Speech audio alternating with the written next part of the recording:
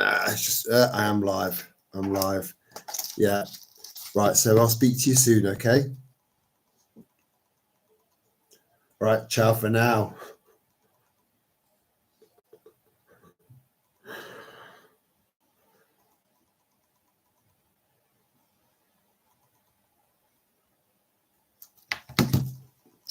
Hello. Right. This is it's an impromptu, unplanned little live because I felt like I kind of ripped you off a little bit on the last one, and so I'm kind of making up for it a little bit. That last video I put out with the singing, that was hello Michael, my brother. How you ding dang doodling?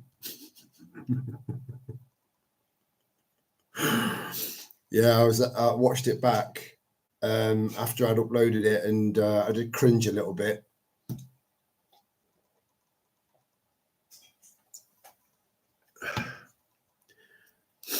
Because I'm a kind of sing in the shower kind of guy. Bear with me 1 minute. Less than a minute. 2 seconds.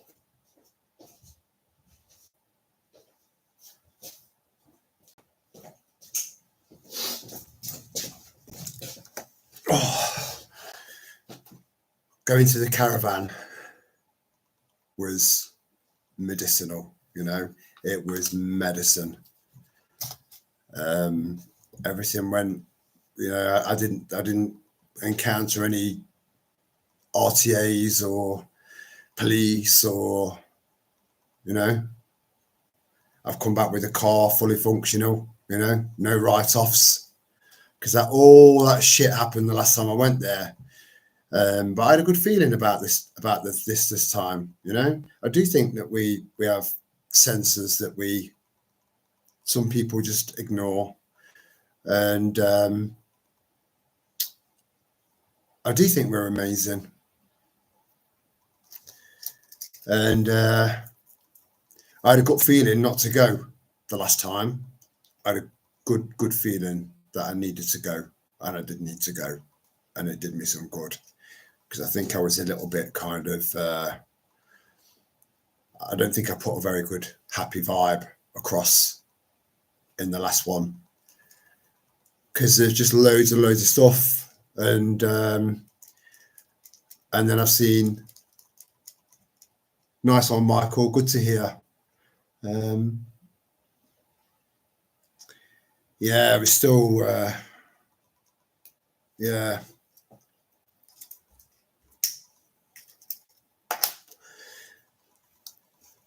there were quite a few things that I'd seen, quite a few things that I'd learned, quite a few things that I'd heard, and they were quite impactful, and lots of other stuff as well. You know, you can pound it all together, and try to explain it as best I could, like it was just going through another level. You know, we go through levels, and as we're reaching another level, that's when shit gets really real for us, you know, challenges us. Hello Lana, you all right, sweetheart? Good to see you. Good to see you. And it does when you're about to get to another level, you feel it. And but I think as we get to another level and then break through that membrane, if you like, it's the only way I can describe it, and I know that you guys understand me. Every time you reach that critical mass to go through another membrane, I think it gets easier, you know. So that wasn't anywhere near as bad as the time when I felt like I really woke up. You know, we've all got that moment that where everything just clicked into place, and like I said, mine happened at a terrible time. You know, it couldn't have happened at a worse fucking time. So anything's going to be easier than that.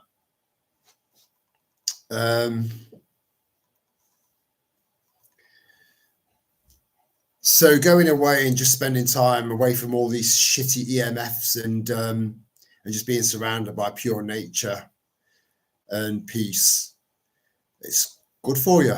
It's medicinal, really is. You know, it's medicine for the soul. And I've come back recharged. Yeah, like sorted. So yeah, whether you want an apology or not, you know, I apologize for it being a shit. I feel like it was a shit live stream, and I let my emotions get the better of me, and I shouldn't do that. Not on here.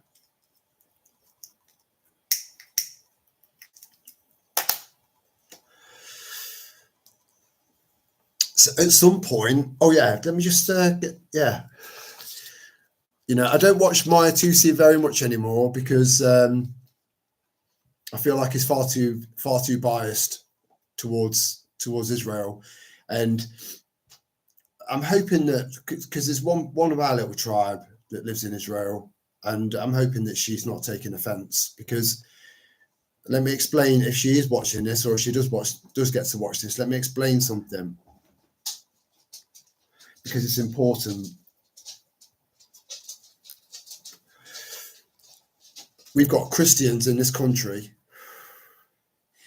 die-hard Christians, right, that still go to church, you know, still go to a church that's not been either burned down or taken over as a mosque, which has happened to over 500 churches in the UK. And these Christians haven't got a fucking clue as to what's really going on in the world. They haven't got a clue. Not all of them. I'm just saying that there are a lot out there, a hell of a lot out there, that haven't got a clue. You know, they haven't woken up to what you know, to the reality of what's happening. So the same applies to people, the people of Israel, the citizens, the people that look a bit like me, look a bit like you. You know, they won't understand just how much of a stranglehold the powers that shouldn't be, the people maybe right at the top of the pyramid, maybe the tip. No, there's something else there. Every time I do a live stream, I fucking hate that noise.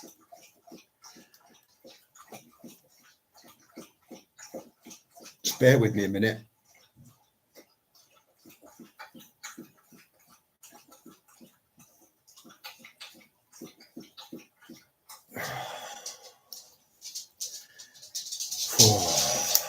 So there are going to be people in Israel that don't see what's going on, right? They don't.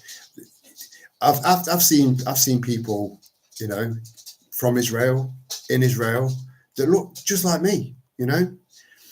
And then you've got the ones that have got the curly bits down here and the shaved heads and that. I don't think a lot of people realise just how dangerous these people are. And I need the people, anyone watching this from Israel, to understand that this isn't me being anti-Jew, you know. I'm just anti what these people are doing, and their hold on hundreds, thousands of people in power, you know, from members of parliament to leaders of country, you know. I think Mossad has got so much dirt on so many people that they're able to just manipulate people, and that's one of the reasons why we're in the mess that we're in. Just saying. And I was showing one of you lovely lot, and you know who you are, sweetheart, sent me something last night that I haven't watched all of it.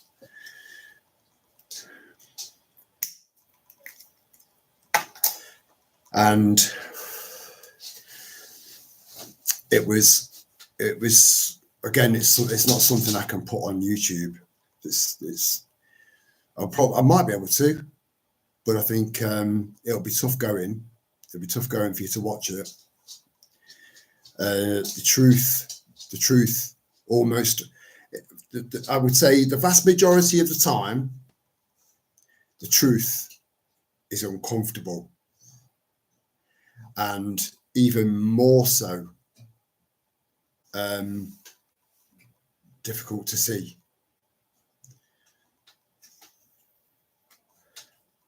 And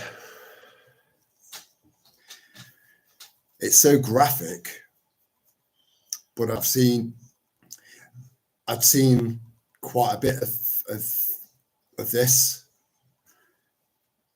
on the lead up to the last live stream, which is why I think I kind of crumbled a little bit. And I've always said that I don't have any fear, and I don't, not in the conventional sense. I don't. I have days where I'm low, you know, that's not fear. I have days where I feel a little bit anxious. That's not fear. It's not. It's got a different definition.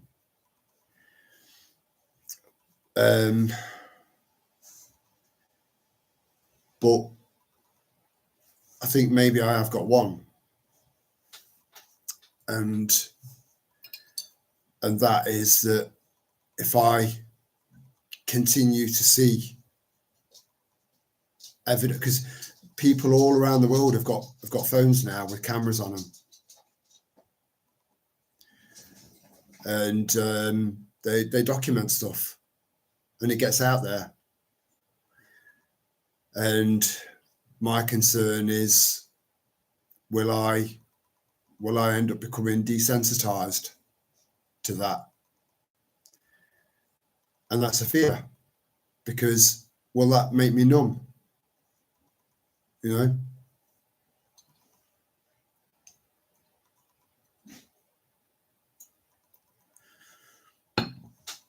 Will that take away my humanity?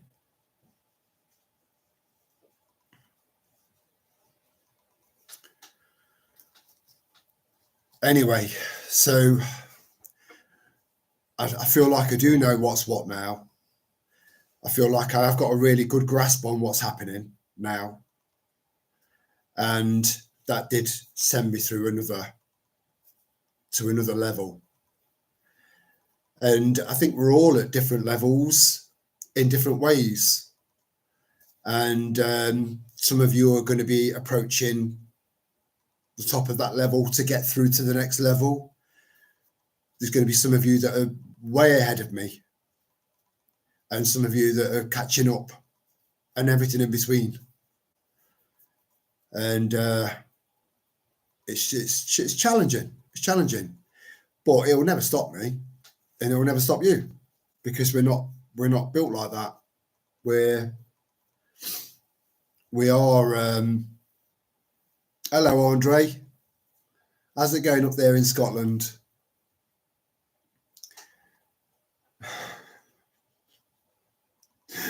I hope so, Andre. Yeah, we'll see. We'll see. Hello, Lisa.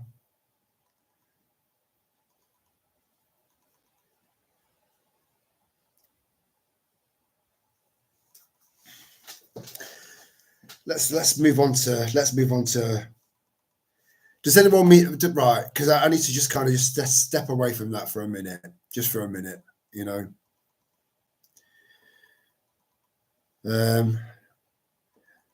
Just take advantage of the sunshine, take advantage of the warmth, and because it will lift you up. You know, when we've got nice sunny, we've had a stretch of what, for 5 days? 5 days of sunshine. We know they're still spraying the skies. They're doing it at night. They're doing it at the crack of dawn. You know, we know that it's still happening. But we've got to try and be aware of it, whilst at the same time trying to find silver linings. And silver linings are, you know, everything looks brighter, everything looks better when the sun is shining. Everyone is happier, you know. on grey, miserable fucking days that we get in this, you know, this nation of ours on a regular basis, makes a lot of people like look down on at the pavement as they're walking past you. You know, when the sun's shining, you've got people saying hiya, hiya. You know, it does something. The sun is a life giver in so many different ways. So enjoy the sunshine, my friend. Mud Fossil Earth, 15 in chat, so engage. I am engaged. Not literally. Does anyone remember me saying that? Because I'm telling you now, this is still the case. We are not going to be able to vote our way out of this madness. It's impossible. There's only one way. There's only one way. And that's too much for a lot of people to process. It is. It is. So many people out there just switch off. That la la la la la la la la thing going on, you know, because it's too much for them to comprehend. Now we've gone through that, and then we've gone through it again and again and again and again, and here we are, having a laugh and getting on.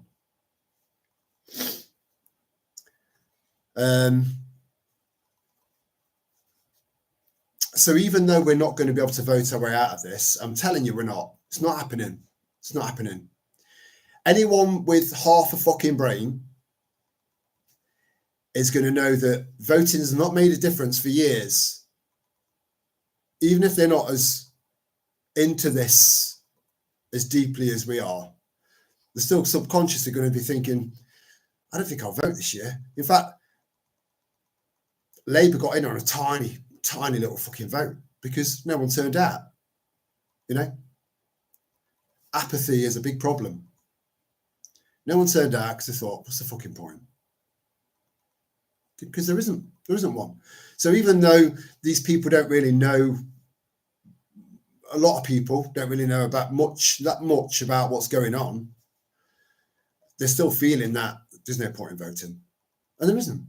You know, I think voting in the local elections, if it's still allowed where we all live in, you know, if they haven't ripped your right away from you as, you know, someone that lives in a democracy, if you're living in a place where you're still able to vote, voting in the local elections could draw it out a little bit. But that's it. That's all it will do. Just draw it out.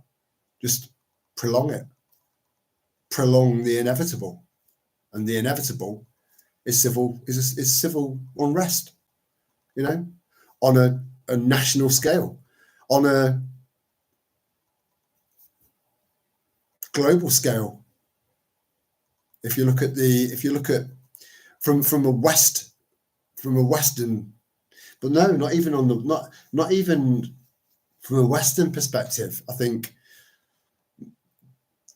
that the people of the world have had enough, one way or another. You know, it's going to get really fucking mad really, really quick. which is why we prepare, you know. So I did say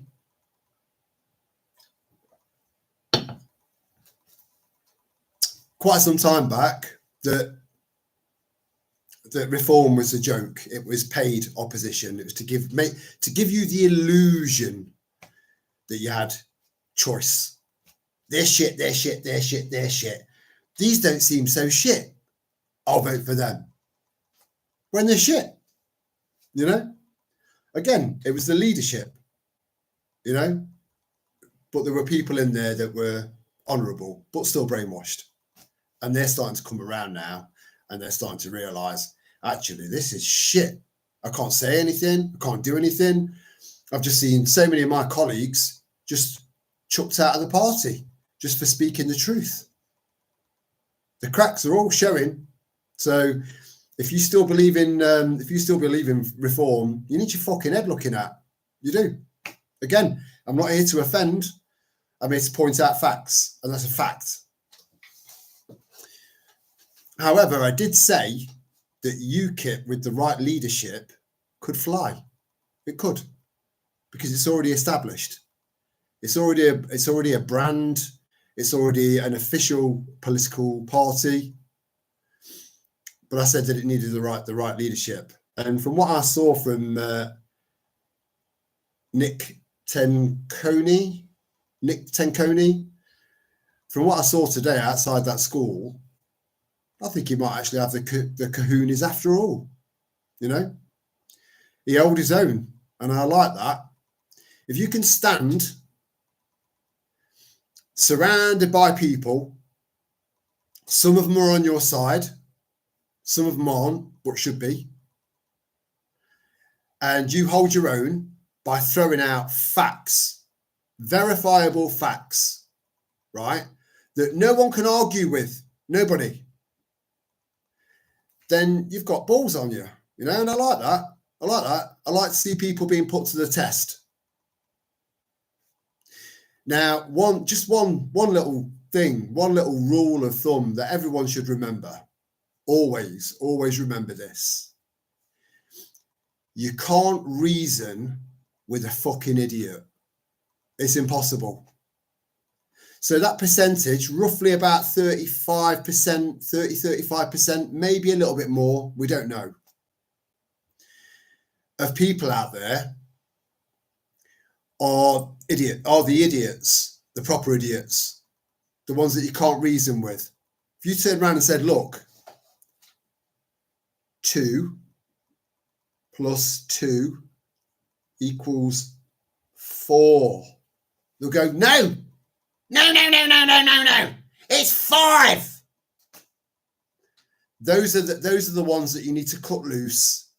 Those are the ones that are dead losses. Those are the ones that will drag you down into the world, into the swamp with them, because they are nothing but a fucking liability.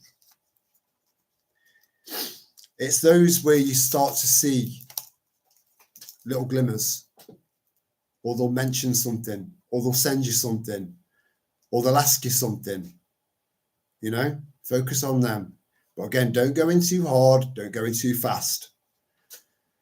But even though Nick was outside the school,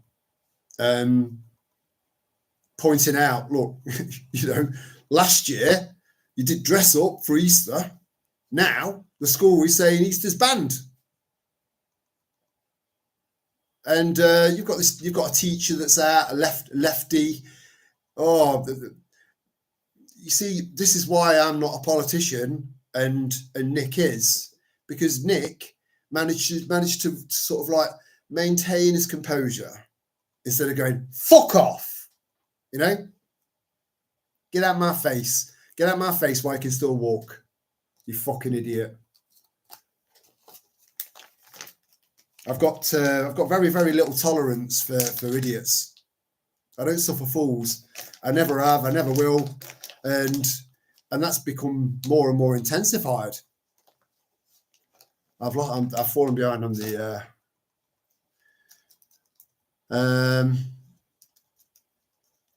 I'm glad you got to go camping there, Michael. It's good for the soul. It really is, because you're completely enveloped by nature, which is where we belong. We're not designed to be stuck in big, massive concrete jungles. You know, this is why you go into these big cities, you know, away from the really, really, really posh parts where the police make sure, because they've got orders, they are following the orders. There's no tramps lying around. There's no rough sleepers. There's no violence. There's no drug peddling. No stabbing. None of that. You don't get any of that shit in Chelsea. But, you know, the rest of the cities, the rest of the parts of the big cities are just, you go down there at night time and have a look around. All you see is degradation and suffering.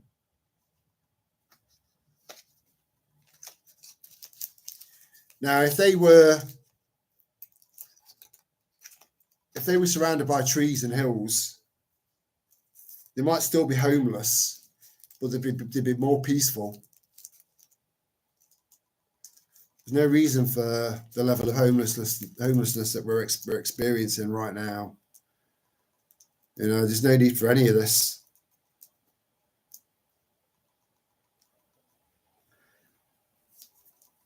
I think if all of the when all of the good people come together and start fighting back, again, join us on the 17th of May. Join us. Drive up. You know, and if they break the barriers, if they break the lines, we'll fucking deal with them. We'll deal with them. It won't be long. It won't take much before everything's under control again.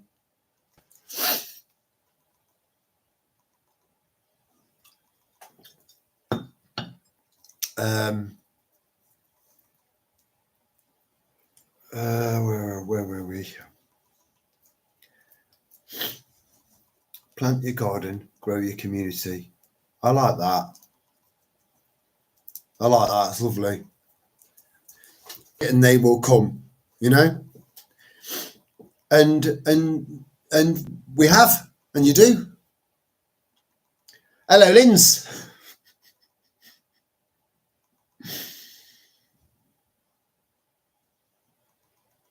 Yeah, I'm loads better now. I'm back in the game.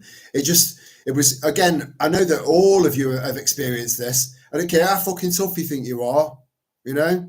You have moments where you're thinking, this is a bit heavy. And yeah, it can get on top of you. We're all human, and I know there's not one single twat amongst you lot. So I know that you've all got a heart as well. And things get to you. Things get on top of you. Things, you know, they challenge you. But I like a challenge. It's just sometimes you don't realise that you needed that challenge to lift you back up a little bit and build up your tolerance level. And again, I just don't want to end up with a tolerance level that's so high to all of this that I don't feel anything anymore.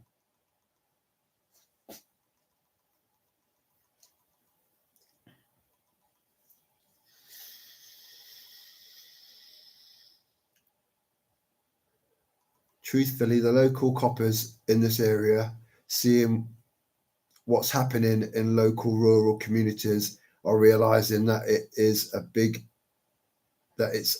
area, but a small area. You see, one of the things about you see, I don't know where you live, Andre. You know, I don't know if you kind of live in a rural place yourself. You might have told me.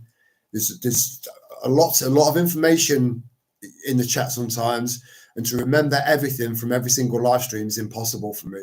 You know, I have to keep a certain amount of space in my head free for stuff to go in there and float around, and that's worked for me. That method has worked for me, keeping my mind open but not latching onto everything that I hear.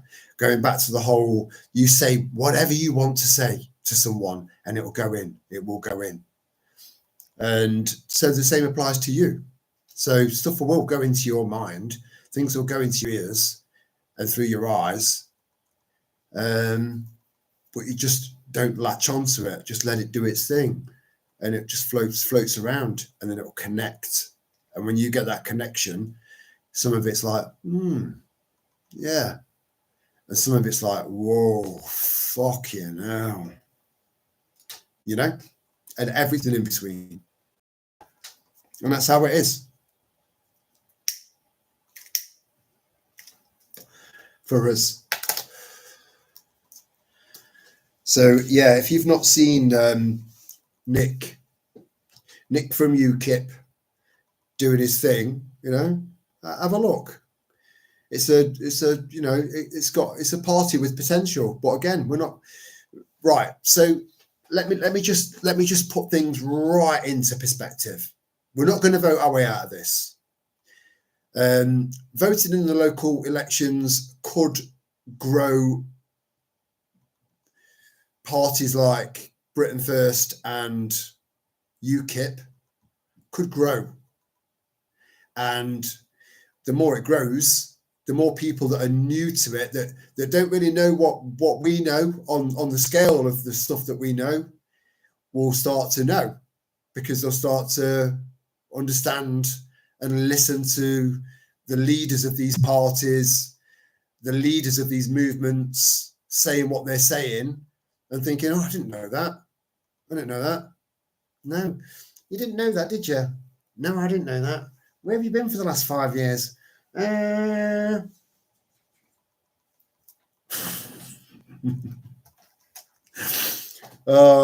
It's better to turn up to the party late than not turn up at all, in my humble opinion.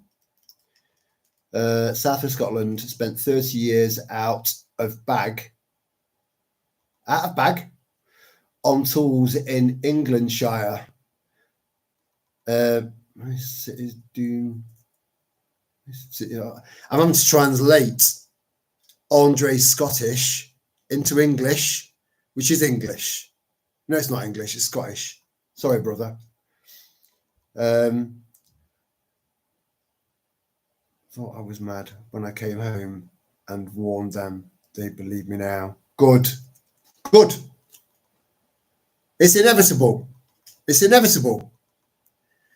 Something is happening to the world, and it's not just, you see, again, you know, when we said that it's not necessarily that, you know, Frank, and it's Frank again, you know, again, I don't know fucking Frank and Vera. I don't know Vera either. They're both kind of, it's not that they've got stupider, and I don't think stupid is a word. Stupider, it is now. It's not that they got more stupid. It's because you've become more broad. You know, your minds have opened, so you've got a contrast there now between you and Frank, you and Vera, and that's it. So they haven't got more dumb. It's just you've gone less dumb. Less dumb. That doesn't cut it at all. Not for us. So,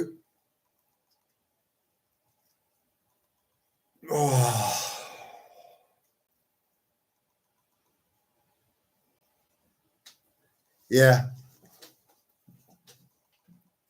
The thing is, there are lots and lots of people right the way around the world, not just the West, not just Europe, not just America, not just Australia, New Zealand, Canada, Israel, you know, people all the way around the world of all creeds and colours are all experiencing what we're experiencing.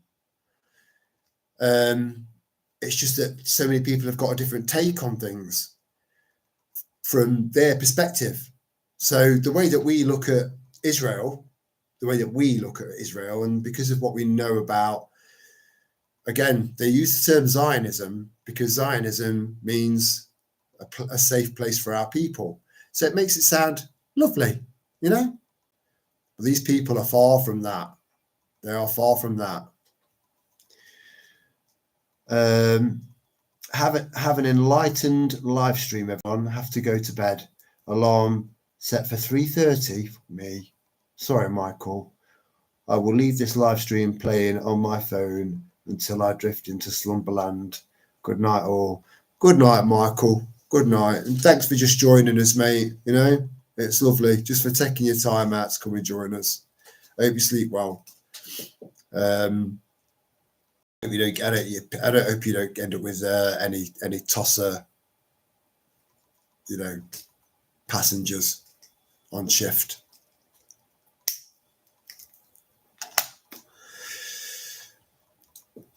So yeah, I think I've kind of, let's move away from the depressing stuff for a minute. Talk a little bit about gardening, and then watch the 13 people disappear, just for a few minutes, and then come back into it, balance. So I'm just trying to think of space saving ideas on trying to grow as much food as I possibly can. And anyone that's not got much of a garden, just start learning to forage. You're surrounded by food, and I think even though a lot of people have got the right to apply to have because there are loads and loads of allotments out there and spaces, loads, but people are just they're not interested. It's like, why would I want to go and put all that effort into growing some carrots here when I can just go down to Asda and buy a fucking bag down there for £1 without breaking my back? Well, Frank, that's because the food that you're eating from the supermarket has virtually no nutritional value whatsoever, which is why you talk like that, look like that, and fuck all about anything. Frank. Being frank with Frank. And where I've got the little kind of the fruit trees and then the like little fruit bushes in between, I've put loads of topsoil on top of that. That's a no dig vegetable patch. No dig. Please look up no dig, because you manage to hold on to that all of that goodness. And it will go into your food. All of that goodness will go, and it just replenishes. It replenishes and replenishes, goes into your food. You plant some food the following year, it's replenished itself and it goes into your food. You never need to dig it over, ever. All you need to do is get rid of the weeds that aren't edible. Just get rid of them. And if you end up with too many dandelions, start using them up. Dead simple. Waste as little as you possibly can. And all of the weeds that you can't eat, that are starting to take over, just stick them in your composter. Turn it into plant food. Vertical gardening, that was what I was trying to say, Andre. But I've been in the sun and I've got no hair. It's got to my head. And it's just made out of hair.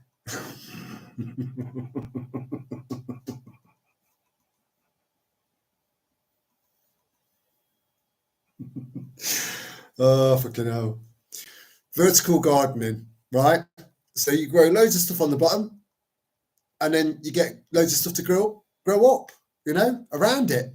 So you could just grow loads and loads more shit because you've got all of this space. This is one of the reasons why, with the whole housing thing, because housing is an issue. Even more so now we've got these fucking stragglers coming into the country, So build up. There's loads of space up there. Shitloads. Fucking infinite. It's infinite. So they turned around and said, we've stopped building high-rise apartment blocks for one main specific reason, and that's because it had an effect on what was their excuse? It was fucking ridiculous. It was ridiculous. When I move on to elaborating on that, right? It was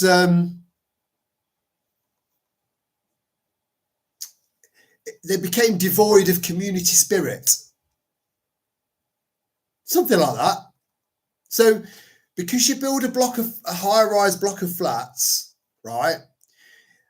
Because it's high-rise and you're not kind of like leaning over the garden fence going, what are you burying there then? Your pet mouse? Oh, that's a big hole for a pet mouse. Why are you digging a big massive hole for a pet mouse? Oh, because my cat ate your mouse.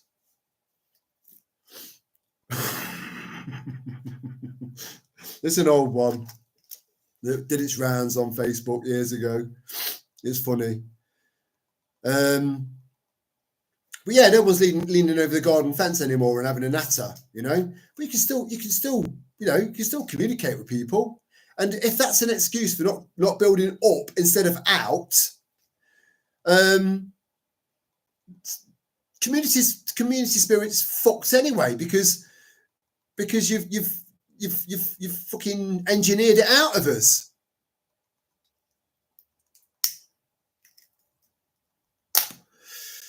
But the more you whack a horse, keep whacking that fucking horse to keep moving forward, right? Eventually it's going to kick you right across the fucking street. And that's what you're seeing. That's what you're seeing. That's what you're going to get, Starmer. That's what you're going to get. You know, when people get to that flashpoint, you know, that's it. So what's happening in Northern Ireland? That's a perfect example. So when you end up with a common concern, a common problem, a common enemy, you start to unite, and you start to realise, actually, we're not that different. And now that that's happened in Northern Ireland, that could be at the end of the Troubles after nearly 70 years. That could be the end of it. You know? All thanks to Starmer the Harmer. Starmer, Stalin. No, the list goes on. Let's just call him cunt. Yeah? So all of this that you've done, you're actually doing us a favour, because you're waking more and more and more people up, and then more and more people are coming together, you know. And that's another thing. When people, she's drinking again, you know, like a fucking camel. It's only ever when I do a live stream, because she knows I can't cope with it. She knows.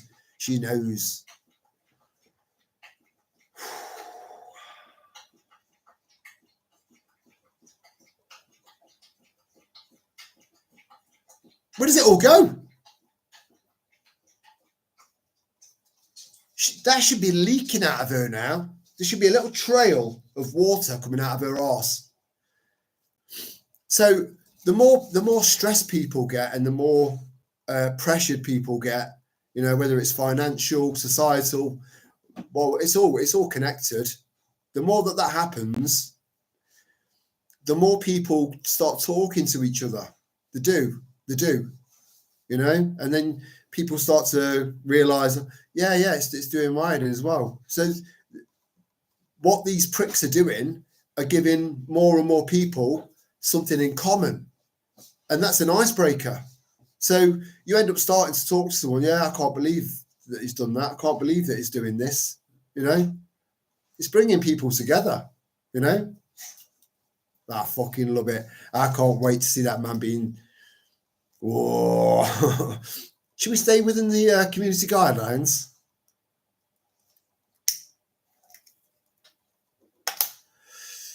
But yeah, it's going to get very, very, very, very interesting, and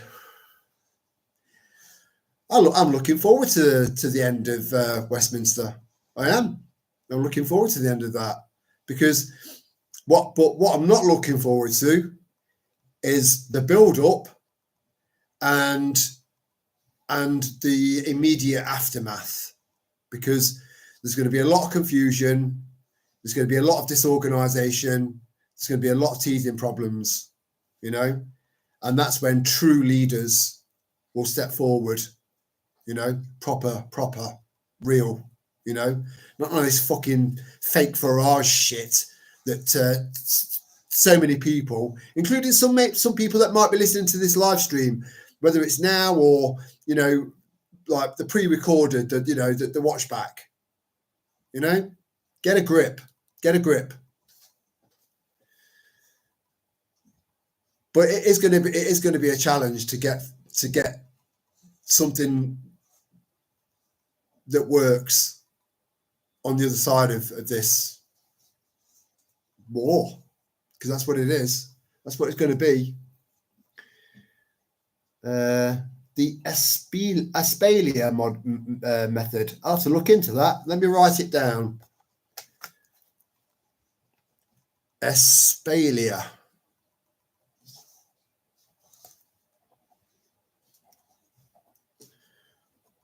You see, sharing is caring.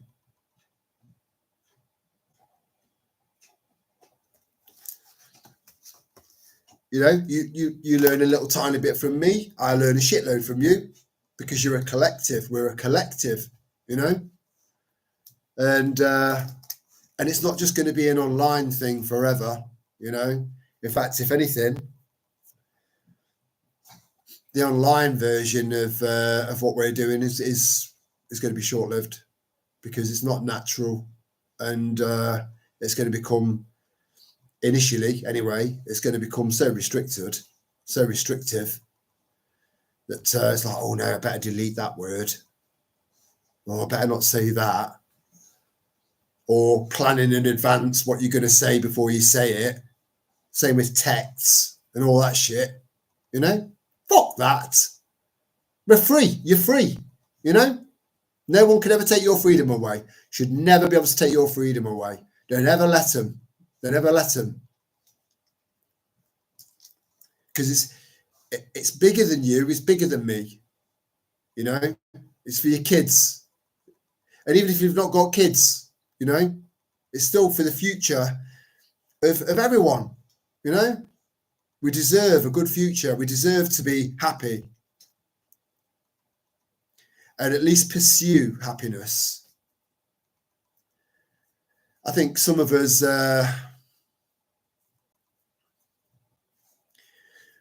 Lisa Sheridan had said something to me about a woman that said there are three. You say, I don't know anything. I don't really much about it, and I don't really know what my take is on it. To be honest, it's not something I've really kind of looked into. It's just it's still theoretical. And if you're listening, Lisa, if you can put in there what the name of that woman is, I would appreciate that.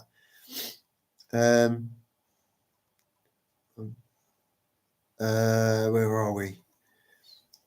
Perennials like asparagus. I tried to grow asparagus, mate, and it did my head in, and I binned it, and I'm trying to focus on stuff that I know will work, and I know what I'm doing with, and I'm trying to master the art of growing those specific vegetables. And if everyone did the same, but with different vegetables, then we exchange. You know, we trade. That's the most perfect future, because not only will we be exchanging one good for another, bartering, you know, trying to work out an exchange rate. If it takes a shitload of energy, time, and whatever to grow this one vegetable, yet you can grow 50 fucking apples in the same amount of time, and you've got shitloads of apples, then it's 50 apples for this veg. You know, it would work out an exchange rate. But in the process of doing that, we'll get to know each other. You get to network, you know, you get to learn new skills on growing new vegetables if you want to try something a bit different, you know, and we all end up mastering the art of growing. And all of the food that we end up eating makes us healthy because we're not deficient anymore. You know, dis-ease is because you're missing something.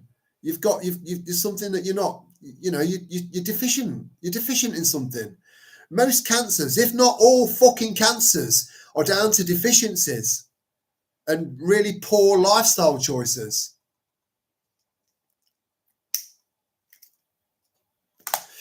Which leads me on to something else. Let me just go powder my nose.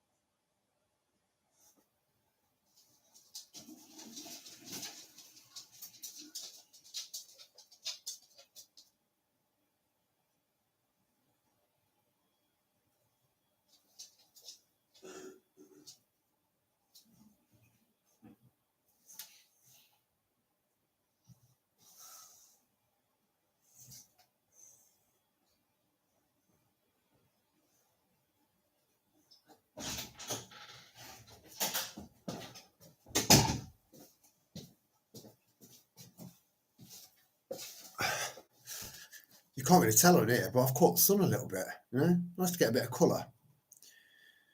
Yeah, I'm thinking of doing 100-hour fast. Right, it's just water. That's it. Good quality water for 100 hours. Now, 100 hours doesn't sound much. It's not really, not compared to some of the fasts that some people do. It equates to just over 4 days, but it's just a nice round number. And but that includes your sleep, if that makes it any more appealing to you. And again, if you're on, you know, if you're on certain meds, just a little side note, I got an advert on I was watching a YouTube video, excuse me, watching a YouTube video, and this ad came on about these diet pills. It's like, if you think would you say that it was something about diabetes? So if you think taking a pill to lose weight, something trying to make it equal to, do you think it's bad? Or do you think that someone with diabetes isn't working hard enough or trying hard enough? I'm thinking there's no comparison. There's no comparison. If you're obese, right, it's because you're doing fuck all. You're spending most of your time on your ass. You're eating shit food, doing fuck all. Right? If you're diabetic, and yeah, I mean, diabetes can be brought on, you know, through being obese. It can. Which also means that it can be avoided. So I just didn't like that advert. You know, I don't like any adverts. They fucking irritate me. They're so intrusive. If I want to buy something, I'll think about what I need to buy. I'll have a look. Ratings, they come in handy as long as there's some way of proving that the ratings are real. And I'll go out and buy it. I'll go and buy the best one if I can, which is hard these days, because everything's designed to fuck up within a year. So if you look into 100, in fact, I'll find what I think is a half decent video, and I'll put it in the description box of this video when it's finished. And look at what that does. Look at what that does. I've already gone into the fact that I do think that some of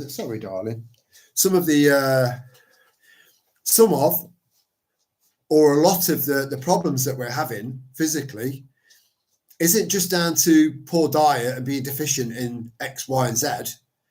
It's parasites. You know, we're riddled with them. And I do think that they're dropping them out of the sky as well. Or at least the eggs, because they're so small. So we need to be looking at food items, and I have posted loads in the post section, what used to be called the community section, of anti-parasitic food that you could be eating that's really, really good for you. And it'll clear out parasites. Parasites hate them.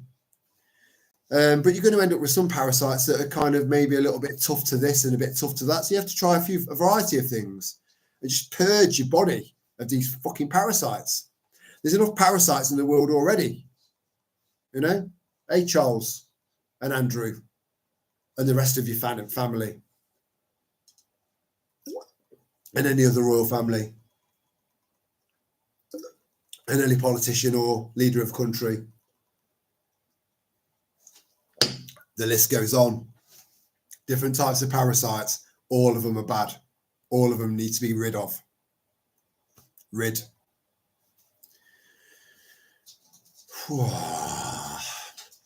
So yeah.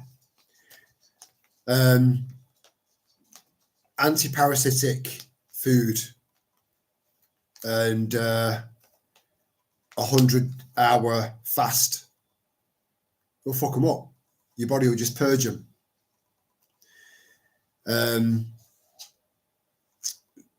I would say your gut is probably the biggest defense against any nasty, the biggest, because you look at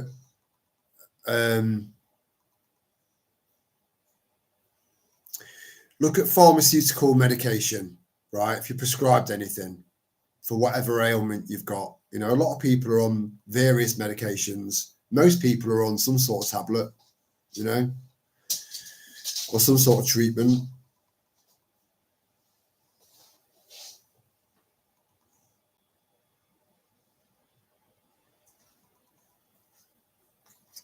So yeah, sometimes when you see unusual behaviour in your dogs, it gets your attention, you know. And Zephyr's the other day, before I went to the caravan, she had another seizure. But I've only ever seen her do 2 now, and she's 6, coming up to 7. So I just cradled her, so she didn't bang her head or anything until she came round. It's so very, very upsetting to see.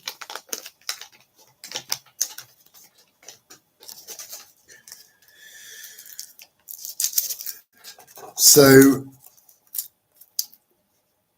a lot of people get a prescription, they take they knock back these meds, and without question, you know, fuck knows what's in them. God only knows. Again, that green pharmacy, you know, have a look. But if you've got it, have a look. You won't believe what you can cure with that. Ridiculous. Naturally, all naturally. And I've looked. I've been. I'm sure most, if not all, of you guys have looked up how our current medical system became what it is today, because it became manipulated.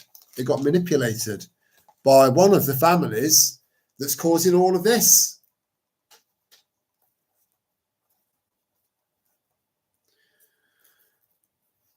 So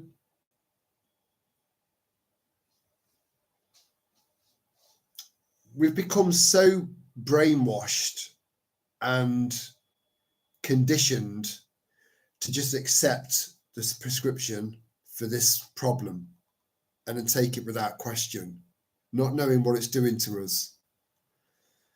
And if ever there was a sign to be concerned about that, it's now, you know. So trying to find alternative, just some sort of alternative, a natural alternative. Again, I'm not a fucking doctor. 1984 thought crime. Yeah, and I found it quite ironic earlier on, because I was just doing a little bit of research on Nick Tenconi. Just doing a little bit of research on it, because I like to know what I like to know what and who I'm dealing with. You know, there's dirt on everyone, and there again. That's another problem that we've come across with the so-called truther movement. Is that there are people out there that are so they've kind of woken up to some degree, and all of a sudden they're part of it. They're part of it. But what about, no, he's part of it. I'm part of it. You know? But yeah, anyway, he was born in 1984. I thought that was quite funny. Rhubarb. I picked up a rhubarb plant at the garden centre today, and I looked at the dimensions of what it's going to look like when it's fully grown. And I can't think of anywhere to put it where it'll thrive.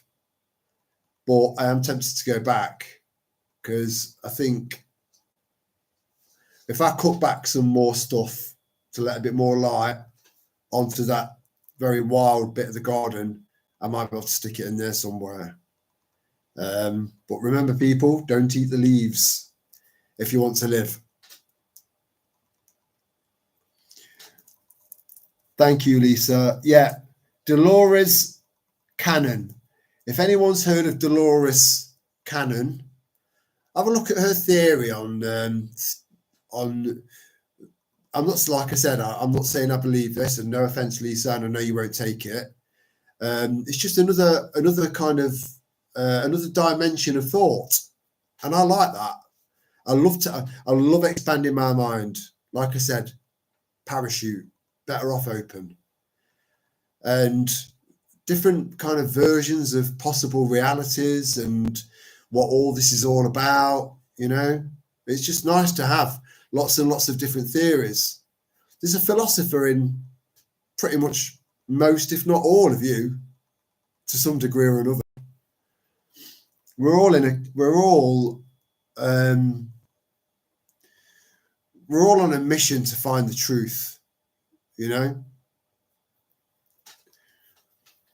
So yeah, Dolores Cannon states that there are three types of people that have come to this earth, and I can't remember what the other one is, but there's one that's the indigo child. So they're born awake, you know, and they've got platforms on various channels on various platforms where they're talking about stuff that is beyond some of us, maybe, you know.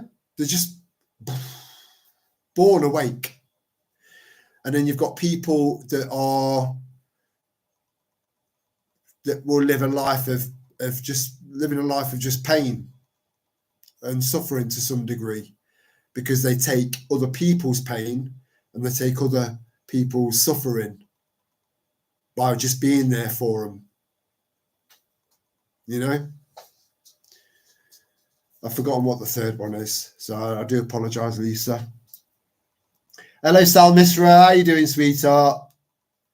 Hope you're good. I did have a good caravan break. It was amazing. Yeah. I did make the most of that. I still need to go down there and completely rewire the whole thing, replace a couple of solar controllers, and I brought one battery back that I thought might be faulty and fucked, but I think I can salvage that. I don't mind, you know, rhubarb. When I was a kid, you know, we'd get some from the neighbour or something, because it just grows and grows and grows. It's a good crop to grow.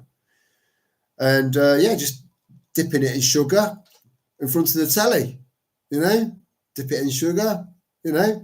I'm sure there's we know that there are, sorry, darling, there are healthier ways of eating that, making it into a crumble that's full of sugar. Oh dear. But it's an English classic. Rhubarb. If you say anything about rhubarb anywhere in the world, they go, "Are you from England?"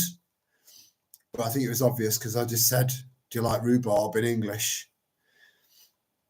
But yeah, fasting, detoxification, the poisons, but be aware, Jesus done 40 days cleansing of pineal gland.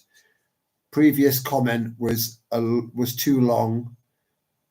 Be aware of long period of fasting. Clarity is a scary thing, mate. If you could spend 10 minutes in my head, 10 minutes, all condensed into 10 minutes, I reckon your fucking knees would give way. But yeah, but then lion's mane, you know, as far as clarity is concerned, clarity of thinking, and the abolition of brain fog, you know, it's amazing and natural.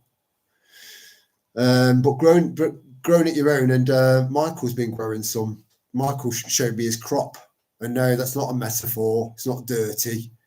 He showed me his it was a big harvest, very big, bigger than anything I've had. So that pissed me off. Nah, it didn't. I was just chuffed to see someone else growing lion's mane. Really chuffed from their own kit. But yeah, I might go back and grab a rhubarb plant You know, you can't have enough.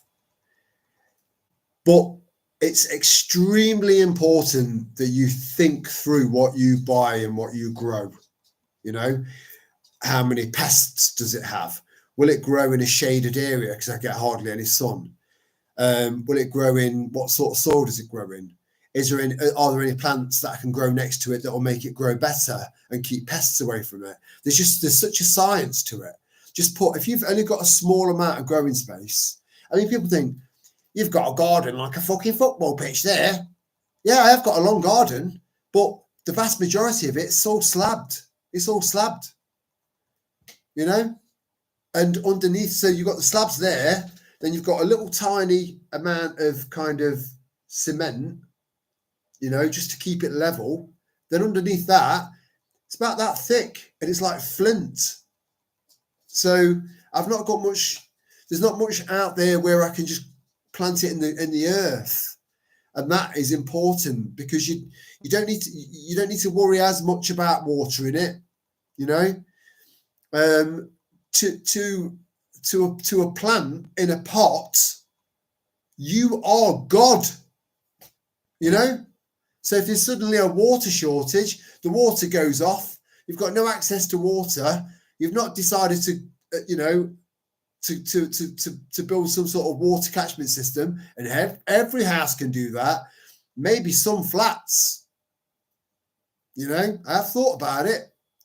So there are ways of harnessing water, rainwater, no matter where you are. It's just, yeah, it depends on how hard you want to work at this. How much do you want to prep? That's what it boils down to. How prepared do you want to be? Have you ever considered guerrilla gardening where you walk your dogs?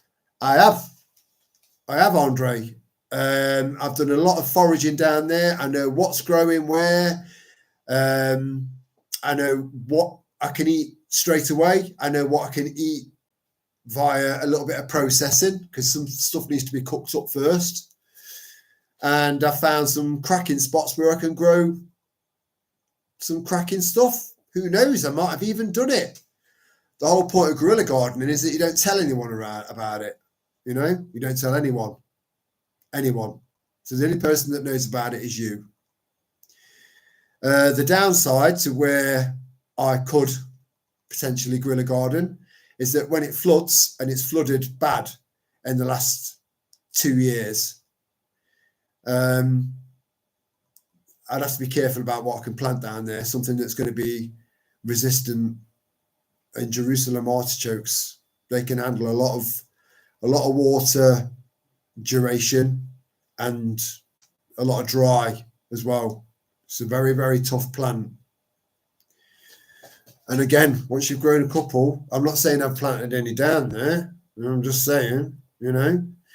But once it's planted, you know, the tubers just grow and grow and grow. You get plants growing up, growing, out, up. You know, and most people who just look at it and go, "Have I seen that before, Vera? Was all that foliage there before?" No, thank. I didn't fucking think so. Anyway, what was on about last night about EastEnders? And they just carry on. You know, people just they won't do anything about it. They won't go down there thinking, you know, like some sort of like gardening expert. This looks like a Jerusalem artichoke to me, which isn't native of these isles. You know, you're not going to get anyone like that statistically. So yeah, I'd have to be careful about what I do grow down there. That's all. But yeah, I'm a big fan of guerrilla gardening. Very big. Where was I? Jason Bashir's are cakes. I like cream cakes. Let me write that down and I'll have a look. I don't like to miss out on stuff. Again, we're sharing information here. We're a tribe. And now you're hearing more and more people talking about tribalism. Anyone notice that? Why? Because it's realistic. and it works.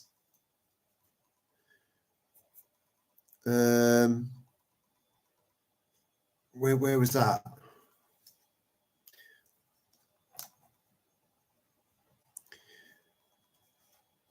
And you know what? Sometimes when you just know stuff and everything, when you start to do a bit more of a deep dive and a deeper dive on that deep dive, and that's it, about that, and you're starting to think, why is that person who you've got a lot of respect for, why are they not talking about this? So am I wrong? Don't doubt yourself. Trust your gut.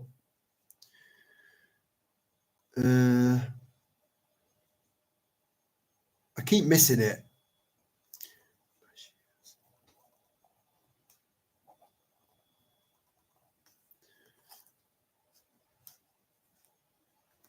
Yeah.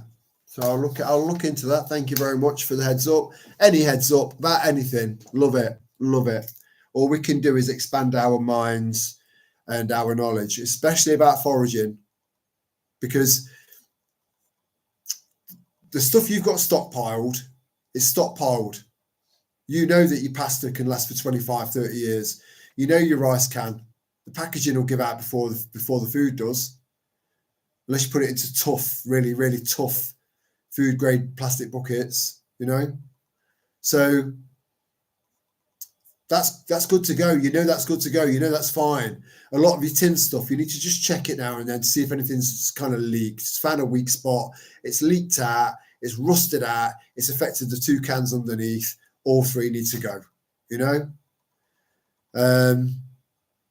But as far as your dry food, your pasta, your rice, your pulses, your beans, good to go for years and years and years, decades. So try your level best to use them as little as possible, and just go out and start foraging if it's safe to do so. If it's safe, so that's key, especially if you're female. But then Zara Leslie, kids and grandkids. She's 70 odd, If I was an illegal immigrant that had a bit of an eye for the pensioners, for the senior citizens, I won't fuck with her. She'd kick my bollocks straight out of the window.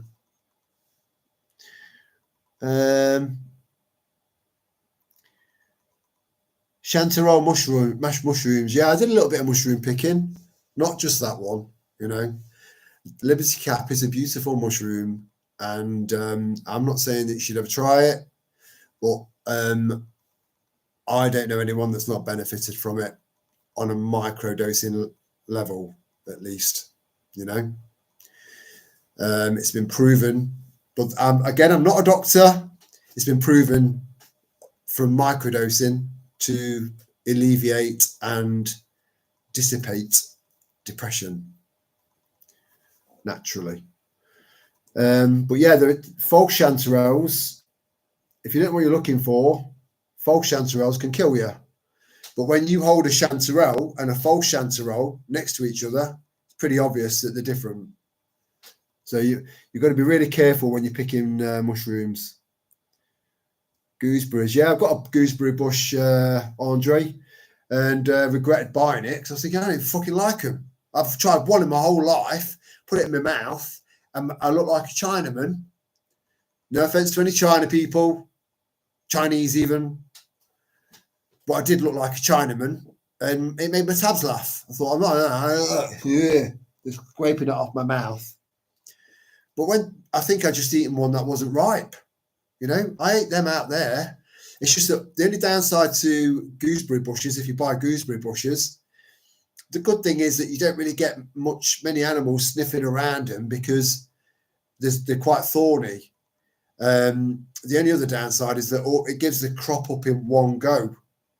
So you've just got one go. You can't, unlike raspberries and blackberries and stuff like, you can see them starting to ripen. That one's ripe. I'll leave that one for a while, Gooseberries, it's just all at once, which isn't a bad thing, but I wish I thought that one through a bit more so I could get something that just keeps giving throughout the year. Lana lived on rhubarb and custard as a kid. Yeah, proper. Yeah, it's a Great Britain classic. You know, love them, love it. Rhubarb custard, rhubarb and rhubarb crumble and custard, or just rhubarb and custard. You know, you can just leave the whole crumble out. And blackberries, yeah, I've got my own blackberry. I never planted that. It was just there. It's always been there. Just needs to keep cutting it back. But the blackberries that I get on that bush, they're massive. They're like that, you know, huge things. But yeah, I ended up climbing on the shed roof once, and got stuck up there because what I'd used to climb up fell away as I lifted. Yeah, it doesn't matter. I was up there for a while. Brambles, yeah. I don't know what I'm statistically right about, Andre. I got lost. Have you used any of your tree sap? I used about 4/5 of it, and then when I was ready for kind of finishing it off, it looked really cloudy. It goes from looking like just water, just crystal clear. You could have some filtered water and birch sap next to each other. You wouldn't be able to tell the difference. But after about a week and a half, 2 weeks, starts to go cloudy. Don't drink it when it gets like that. Drink it when it's clear. But I'm telling you, that was magical, unbelievable stuff. You know, I had half a glass of that with a really fucked up hangover, and within about half an hour, 20 minutes, half an hour, I was 85% easy, 85% better. It did something. So it was the electrolytes or the minerals in there, because you dehydrate yourself when you have a few, when you go out on the lash.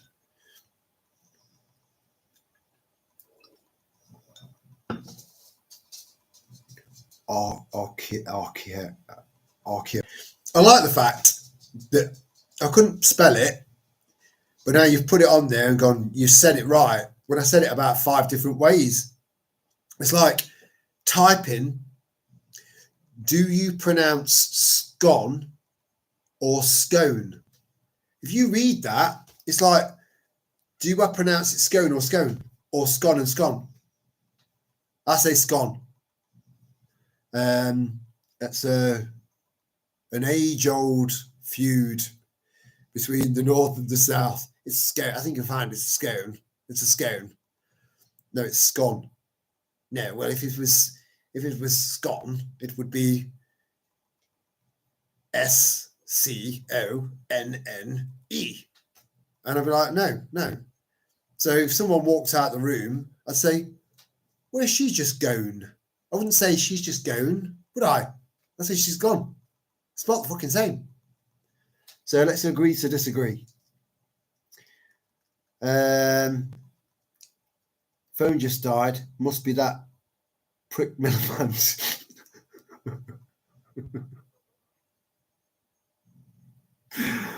Oh my god. You see, I thought we'd seen the end of him, him and his dickhead brother. But these people never disappear. Once they've been chosen to do a specific task, they'll be in there to either piss millions of people off, and then they'll kind of just step aside there, Ed. Step aside there, whoever, and then replace them with someone else for everyone to get riled up again. And whilst they're doing that, they're adding more acts and more statutes, which means fuck all. Law. That's all you need to focus on. Law. And even then,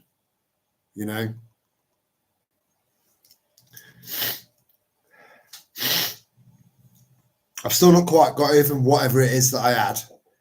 it's still kind of hanging around a little bit, but it's not bothering me. Just a bit. I'm just a bit sniffly. You have to excuse me. And knowledge does weigh nothing. I do like that. I like that.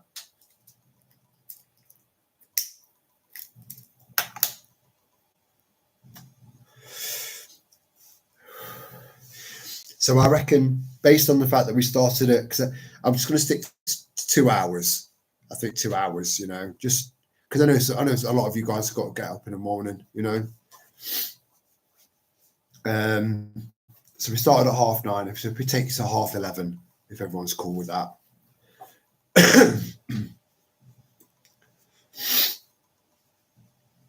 Islington Chukta, are you still texting in with a Scottish accent there, Andre? Because I need another Scots per Lana, can you read these?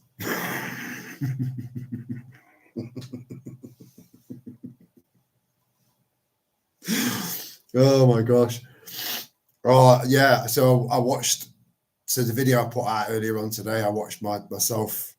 I watched it back and I did cringe because I've never sang in a video before, and no sane person who's got a channel would do that. But it just seemed appropriate because I bought a grapevine and I love the song. You know, it's a beautiful song. Lana, you're not meant to laugh at me. I'm asking for a fucking translation here. You know, please help me. But yeah, I got 26 minutes in, Lana, of that, and I was very surprised at how composed I was, and I am quite tempted to post it as a link, but I will put that viewer discretion is advised because it is hard to watch, but it is the truth. It's the truth, and it doesn't matter how much you want to dissect it or how much you want to question it. In fact, questioning anything is a good thing. It's a good thing. It really is, because that's what a critical mind does. It's a given. It goes with the territory.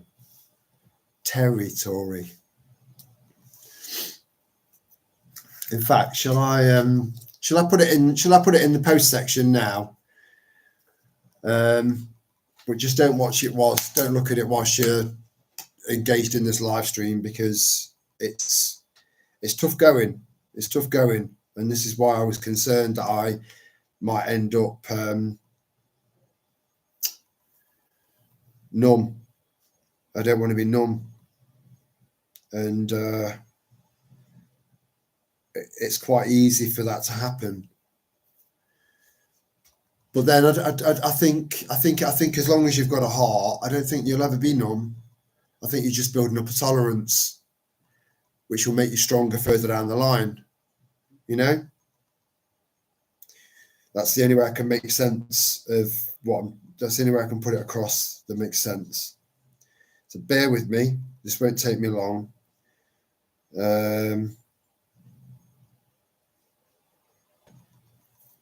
But it is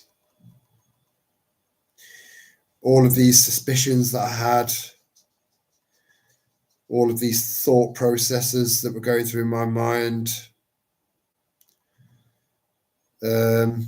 everything sort of fell into place, and sort of validated everything. Oh, fucking hell. It's all right. I've got it on. I didn't realize it was connected. I didn't realize it was connected to the. Israel 100 times over, and instead we're just sending them money, and it's fucking craziness. Look at the side of Israel. Look at the side of Tel Aviv, and look at the side of Philadelphia. You tell me where this money's going. You tell me who's benefiting from this. All right. It's over an hour long, and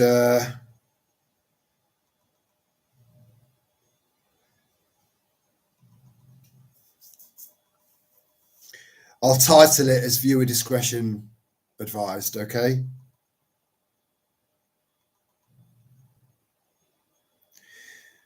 And it'll probably give you a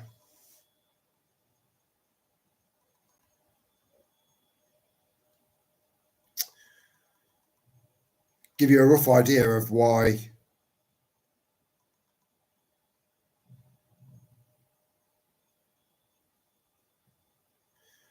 I was a bit rocked on the last live stream. It wasn't just what I'd seen.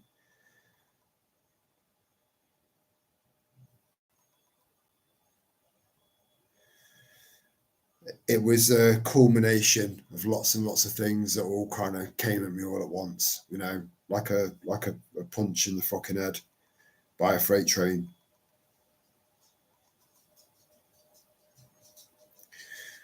And yeah, it affected me, you know. But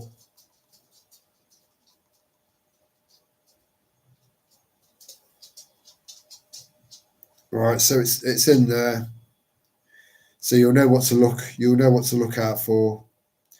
Get yourself a cup of tea and have a few big deep breaths before you go in there. I did like that.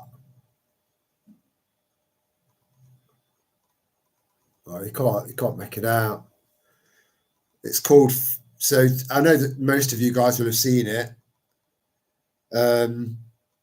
But to anyone that hasn't, it's in the post section. It's called Fuck Off Spray. Keep fucktards away for up to 4 hours. Spray directly at fucktard's face. So I do sell it in bulk if anyone's interested. All I've done is just scrub out the pepper spray bit. Just put fucktard there.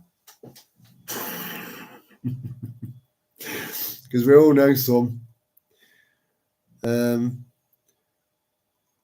Ed Miliband, pillow bitter, uphill, gardener, not a fan.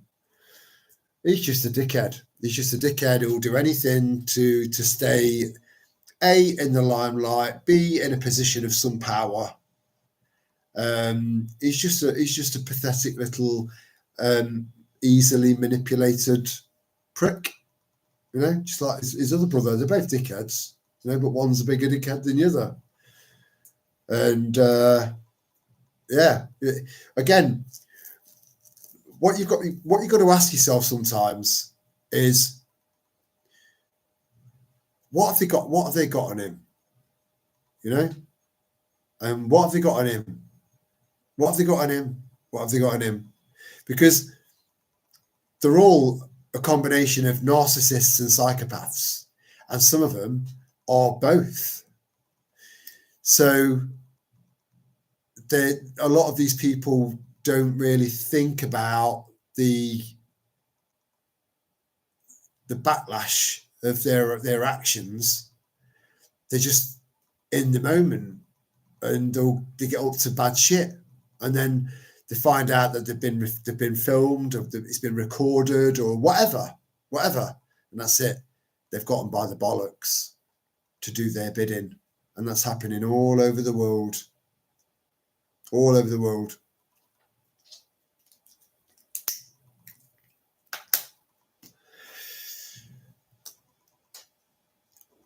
But we are still the 99%.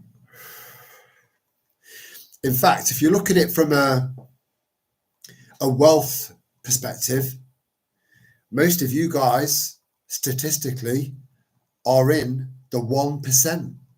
You're actually in the 1%, you know? Battery just died in that. So you would think, oh, I should be fucking loaded then. It doesn't work like that, you know? I've got a bit of a Midnight shadow. Oh, look at that! Looks like someone's give me a whack me over the head with a crowbar. So yeah, you are in the 1% statistically, because the vast majority of the people in the world don't have a house, a solid house, not a proper house, the vast majority of people live in like mud huts, corrugated roofs, and just abject poverty, absolute poverty. So that, believe it or not, makes you in that 1%.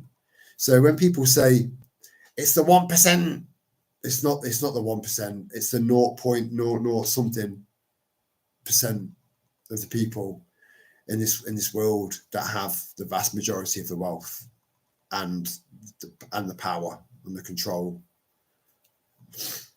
But if you look at the 99%, it's just a lot easier to say. Before instead of like going up to someone that's just a little bit dead inside and you're trying to wake them up, you start talking about the 99%, but actually it's not the 99% because you're actually in the 1% because you'll lose them.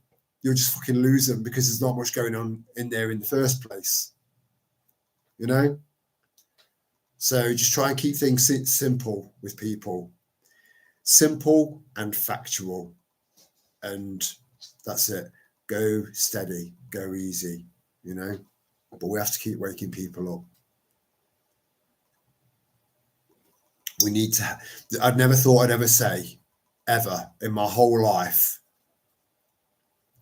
we need to help this politician, this prime minister.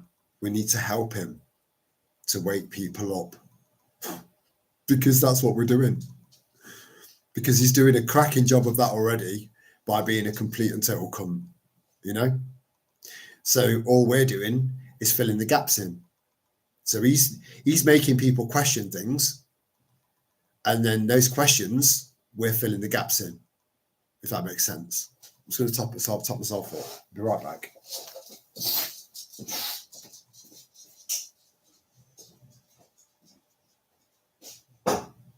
Either way.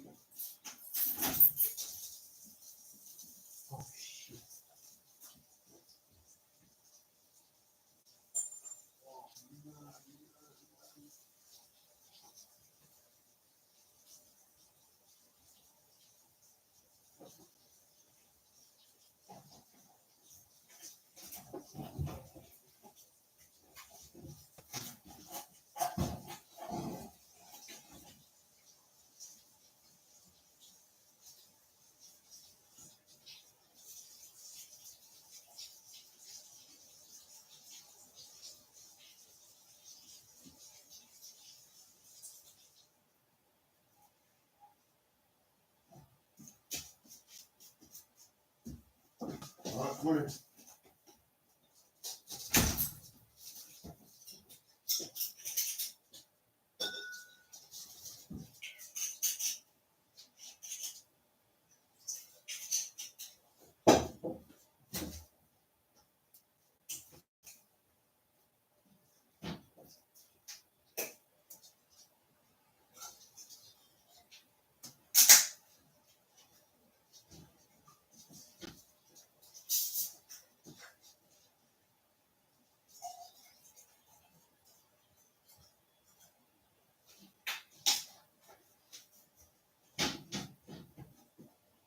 Hold on.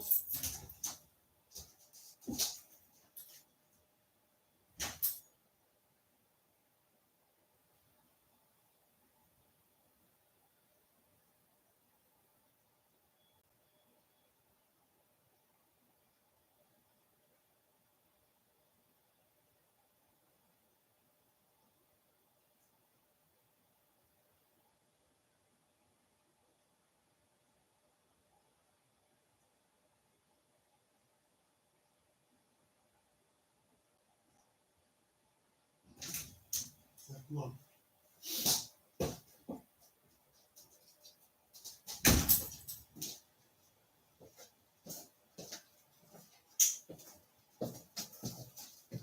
Well, I didn't I didn't plan for that. Right, so I'd set the hose up to fill up one of the ponds. I need to empty the pond, take the lining out, blah blah blah blah, and replace the lining and put a new lining in there because it keeps emptying.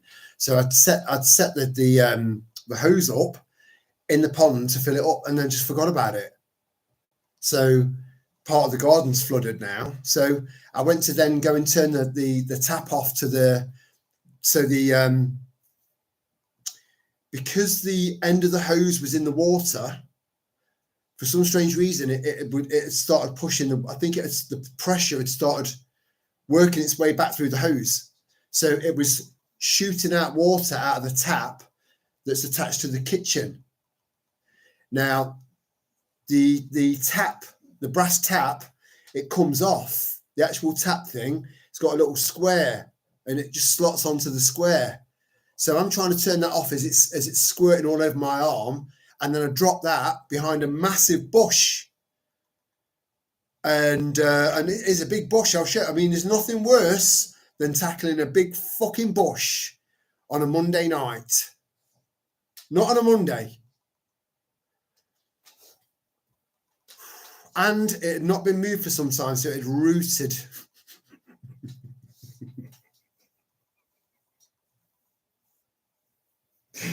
This is all true, you know. It was, oh, for fuck's sake. Anyway, it's dealt with now. So I do apologise for that taking a bit longer than normal.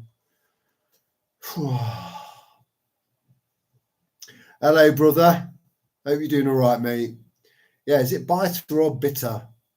Bitter or bitter? Bitter. I've got energy saving light bulbs. Has me energy bills went down? No, if I was you, I would replace every single one of your LED light bulbs, every single one of them, for halogen and filament, because the frequencies that are coming off these LED lights are really, really, really bad for you. Again, it's a multi-pronged attack. We're experiencing a multi-pronged attack from the air, in our food, in our water, in our light, you know, and then you've got blue light as well. Lovely Lana, she sent me a link to some blue light glasses, but they'll be pointless to me because they don't come in different strengths. So even though they'll deflect the blue light and do the job, I won't be able to read anything, you know. So they won't. I need blue light film, so I can put blue light film onto prescription glasses.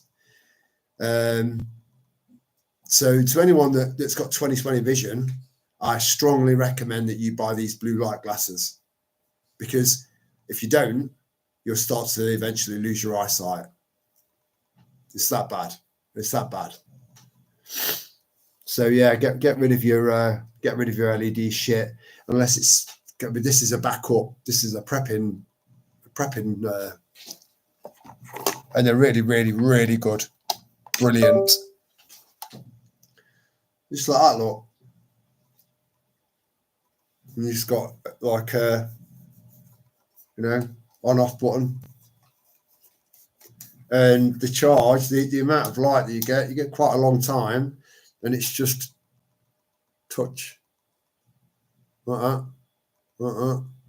Or off. So you can have it, should we leave that off?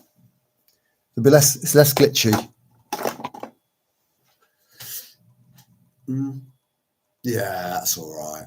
That's all right. But yeah, these are just kind of backup lights. I mean, if I have a blackout, I think I've got as many angles covered as I possibly can. And if they decide to shut me out of society, mainstream society, fuck them. I'll be all right. I know I'll do all right, because I do all right at thinking outside the box. It served me well. and I know that I can get by. I know, because I'll always find a way. I've always found a way, always, because I'm just so determined, you know. It's better check my tatties.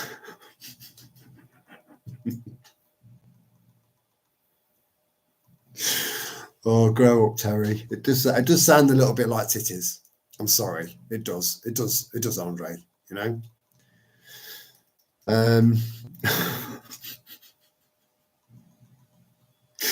There's part of me thinking, did you say that on purpose? But yeah, Lord. You know, they made it sound like saturated fats. They'll saturate all of you, you know, and you'll just be one big fucking heart attack waiting to happen. When it was in actual fact, it was the absolute reverse. You know, this is why I'm going to put the light back on. This is why we've got care homes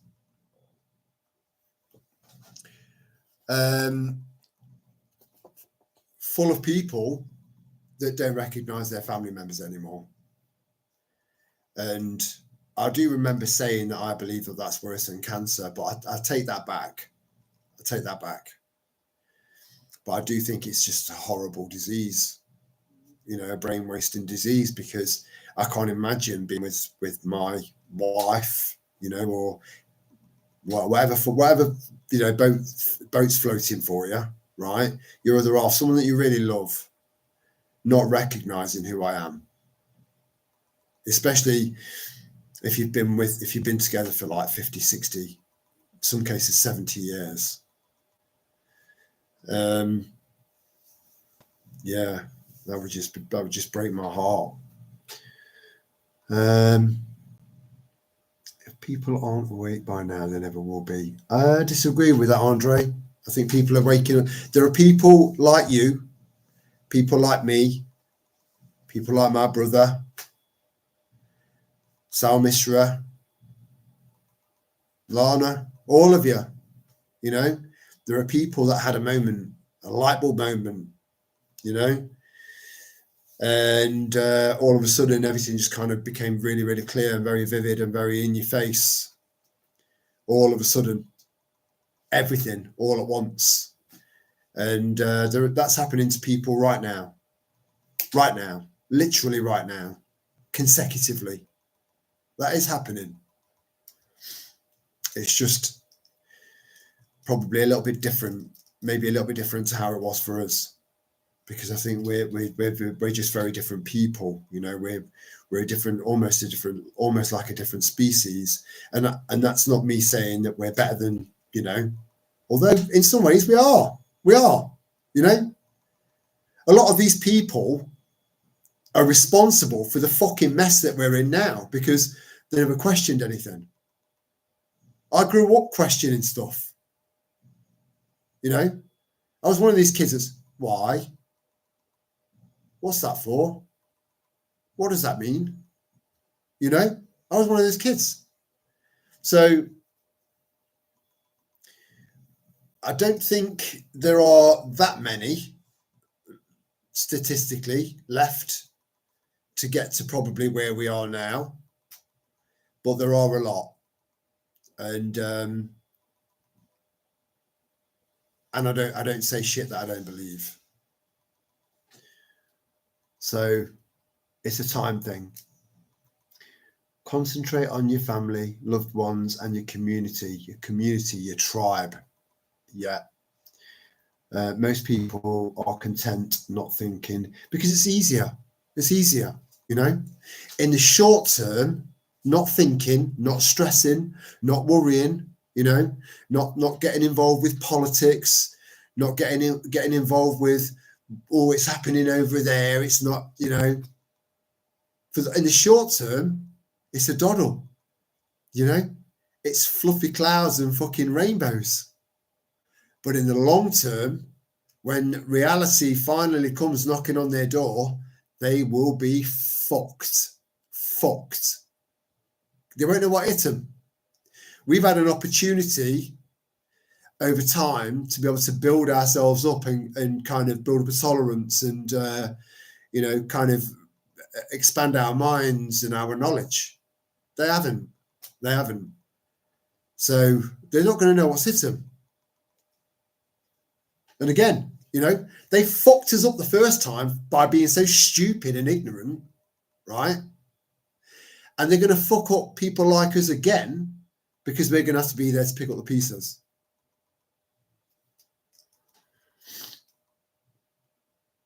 I'm glad that you have a lovely trimmed bush, Salmisra.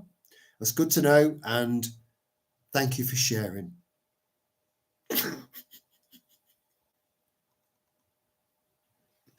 And then Andre follows it on with, pruning is always beneficial. Actually, he wouldn't say it like, he'd say it like this. Pruning. Now, pruning, that is extremely beneficial to the vaginal area. But be sure to be careful not to clip the clitoral hood. Oh my God, I'm so sorry. I don't know where that came from. Just remember, guys, a lass started this, not me.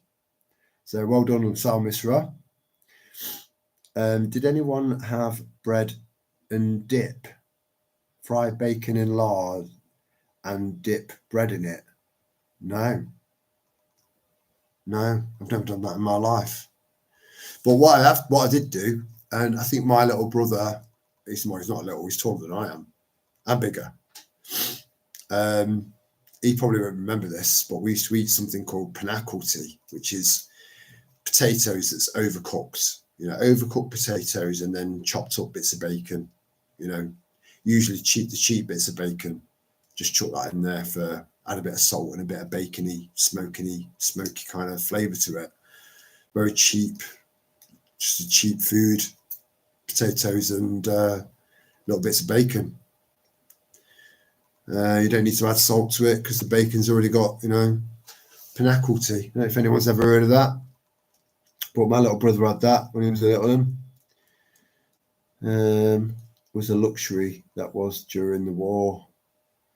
Yeah, like bread and dripping. You know about bread and dripping? Because I never had that either. But I think as a kid, we didn't have any butter. We didn't have any stork, which was, that was it, you know. I remember trying to make some toast and we didn't have anything to put on the toast. So I just spread a bit of lard on there. So I suppose I have had bread and dripping, I suppose. During the World Wars, one tin corned beef. Lana, I need you to read this for me. All bastards. We are all bastards, but with age, generally speaking, comes wisdom, you know, because we learn. We've got life experience. You can't put a price on that. You can't get life experience. You can't be looking at, right, what, and I want to go to uni. I want to go to uni so I can get my fucking brain lobotomized. I want to go to uni. What will benefit me in the long term? What can earn me a nice crust? Life experience is never on there because you can't get it. You know?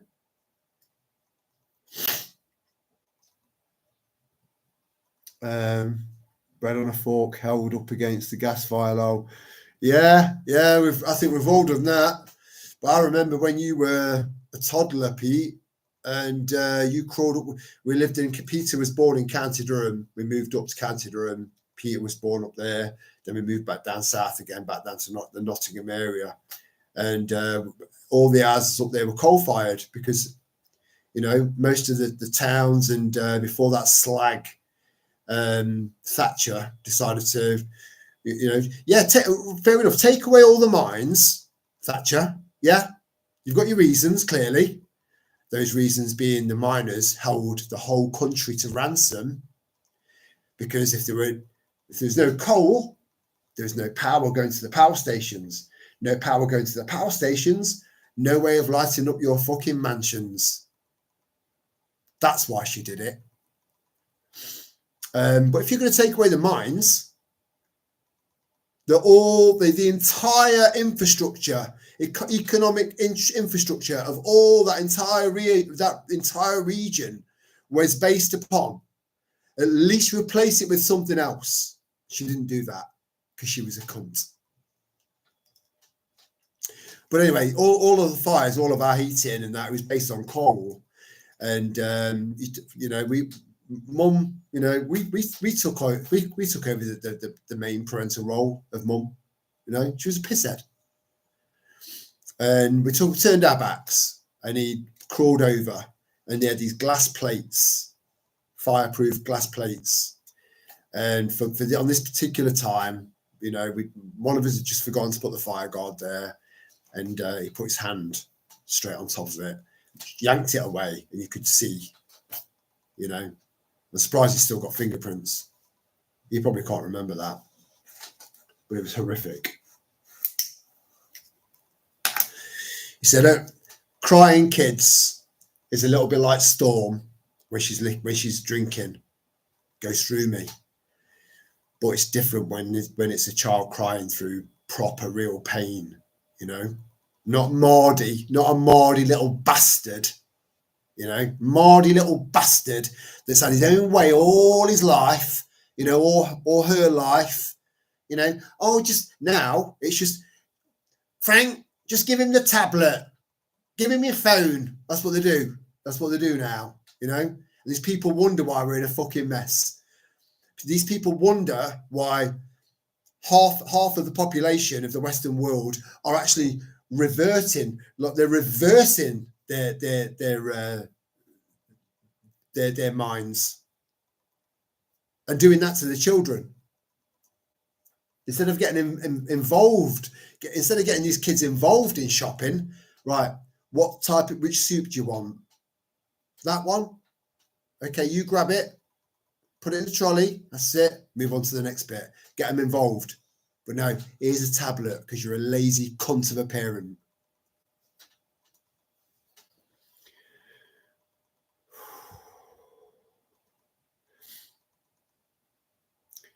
Right. So the fat that you get from the bacon, yeah. I've still never done that, but it sounds nice. Col Cannon, Tatty's bacon and cabbage. So that's very similar, Andre, but we didn't have cabbage. One of our neighbours was it doesn't matter, sick joke, and it wasn't. Yeah, it is a lot of water. The amount of water that comes out of any meat we buy now,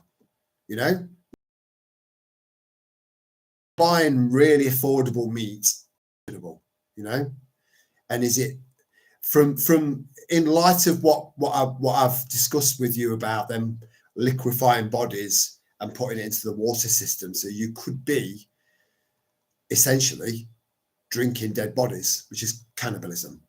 Look it up. I did put a post up there in the post section.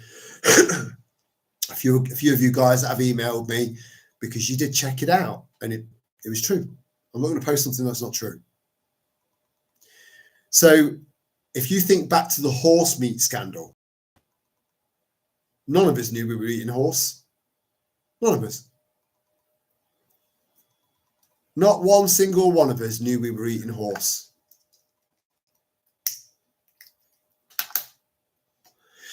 It came out. It was easy to trace back to the source. And do you know how many people were arrested? Yeah, that's right. None. Not one. So was that a test?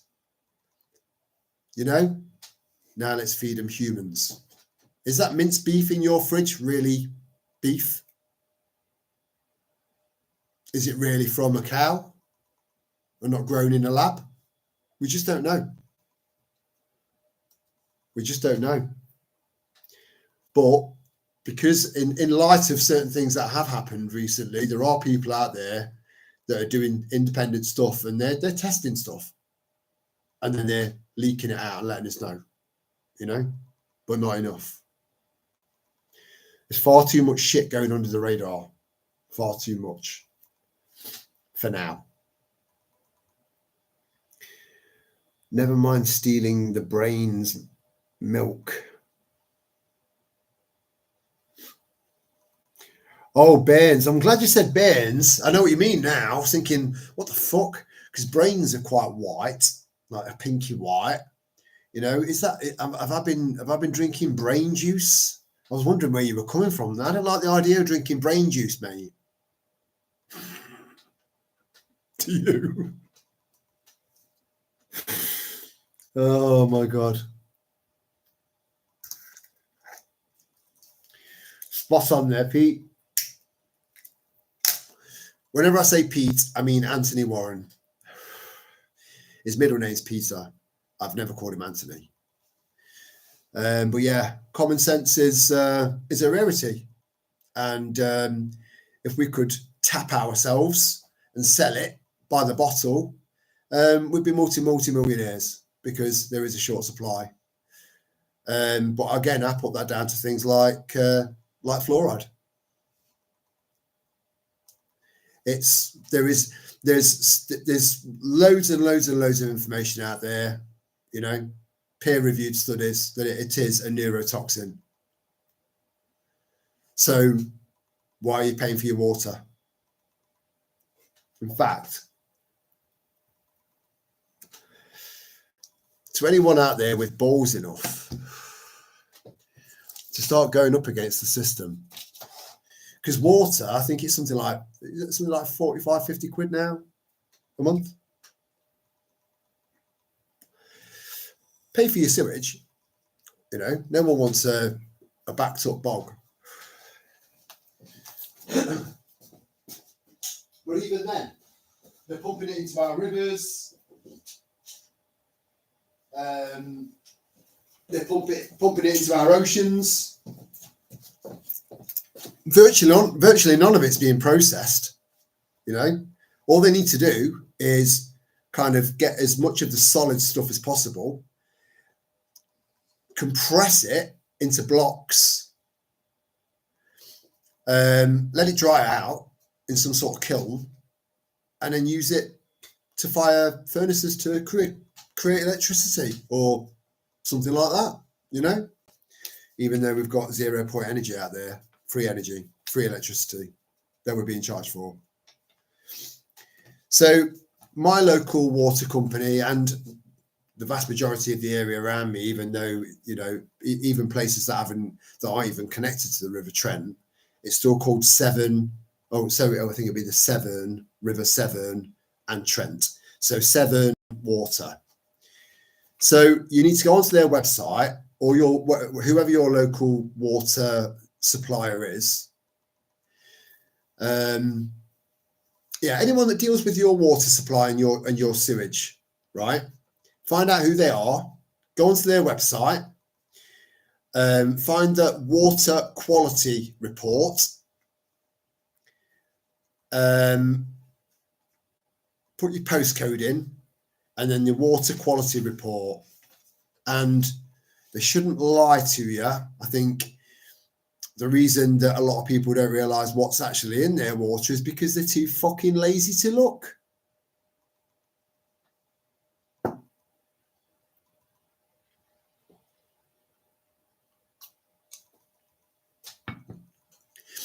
And there are startup companies that are offering to take in samples of whatever and tell you exactly what what all of the components are of that sample, and then tell you percentages, the lot, right?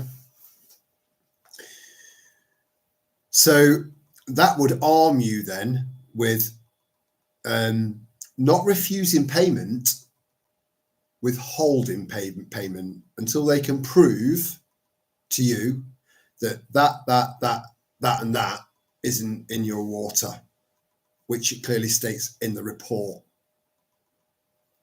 because you can say, well, actually, that's a neurotoxin, that's a pharmaceutical medication, that's this, that's human DNA from liquefied bodies, just saying, that's that, and this does that to you, and that does that to you. You're armed to the teeth, armed, and you're saving yourself £50 a month, not refusing to pay, withholding, and you've got a right to do that. You know, if you're not happy with a service, you don't fucking pay. It's as simple as that. I cannot afford coal, peat, and you can afford peat. It's cheap. Aren't you, bro? No, it's not cheap. It's priceless. Cannot afford coal, peat, and logs. Thankfully, I work in forestry. That's well handy, that is, mate. And fortunately, you've been on walks, little walk and talks where I've gone through that little bit of mainly silver birch woodland. There's wood everywhere. I'm not on about chopping trees down. I'm on about felled stuff that's fallen down. And there is some degree of forestry management going on in there. So they just chop stuff down and leave it there. I could go down there. I could heat this house for free, fairly indefinitely, I think, just based on what I can get hold of. That was my main reason for getting a wood burning stove. I just wish I'd spoken to the people that installed it and said, don't let my local authority know, and I'll give you an extra 50 quid. But I didn't do that because I was naive to that idea at the time. But even then, if they want to come and have a look at my wood burning stove to make sure that it's not exceeding the particulates, they can go fuck themselves. They're not getting past that door. It's not happening.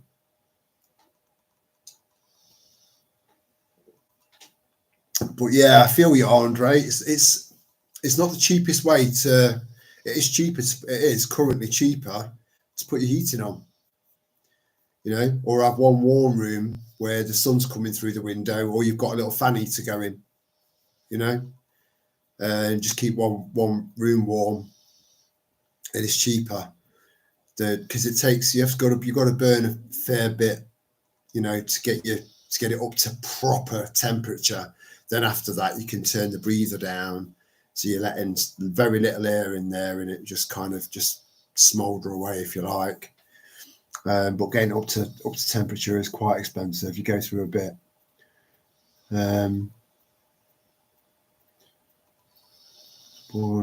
Born in rural land, fish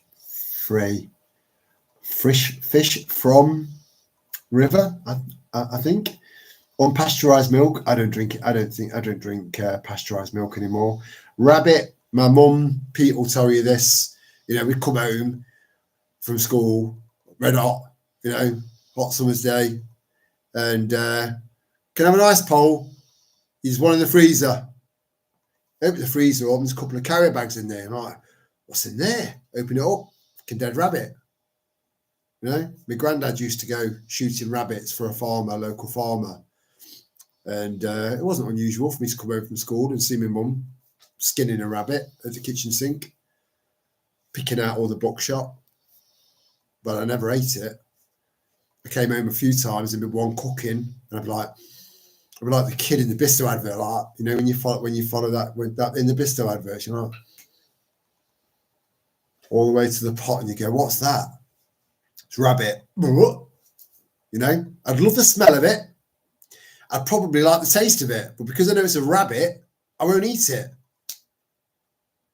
You can't make this shit up. It's my dad's fault. He's a fussy fucking eater. But I have been thinking about rabbits. I have been thinking about keeping them because it's a fast turnover, and quail. So, I'm just thinking about it. That's all.